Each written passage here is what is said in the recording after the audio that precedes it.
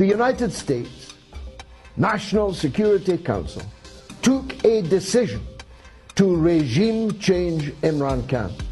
Pakistan, a country of 220 million people, just like that, the National Security Council decided that their Prime Minister had to go. How's that for interfering in other countries' politics?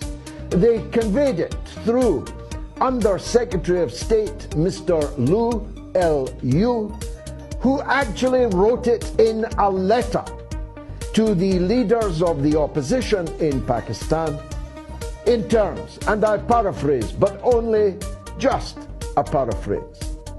The letter said that relations between the United States and Pakistan would not improve as long as Imran Khan remained Prime Minister, and that the only way that relations could improve is if an election were to return someone else as Prime Minister. As clear an intervention in someone else's sovereign affairs as it is possible to imagine. Unfortunately for the United States, this letter found its way into the hands of Imran Khan.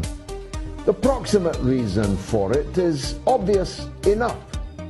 Pakistan has the closest possible relations under all prime ministers, indeed even under military dictators in the past, with the People's Republic of China, its neighbor.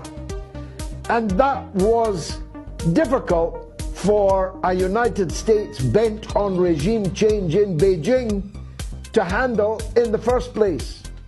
But on the first day of the Russian military operation in Ukraine, where was Imran Khan? He was in Moscow, signing a deal with President Putin to receive, at knockdown prices, a guarantee of Russian gas and a guarantee of Russian wheat, in order to heat his people, in order to feed his people, in order to keep the wheels of industry turning for his people. In other words, he was doing his job, his duty as the Prime Minister of Pakistan.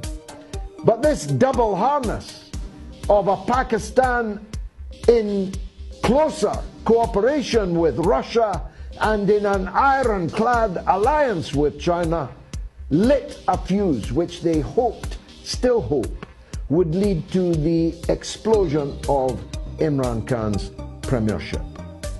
They put together a motion of no confidence, which the Speaker just kicked out of Parliament this very day, because it was the fruits of a foreign conspiracy, and because Imran Khan had already asked the President of the country to dissolve the National Assembly and hold general elections within 90 days. General elections which I confidently predict will see Imran Khan sweep the country if the United States does not ensure that the army, whose top brass are playthings of the United States and always have been, ever since the country was created, the military which hanged the martyr Zulfikar Ali Bhutto, the military which overthrew elected prime ministers like Nawaz Sharif, like Benazir Bhutto. If the military rigs the election, then there will be serious trouble in Pakistan, a mighty country in a strategically vital place in the world, and of course in possession of a fleet of nuclear weapons. It doesn't get much more dangerous than that.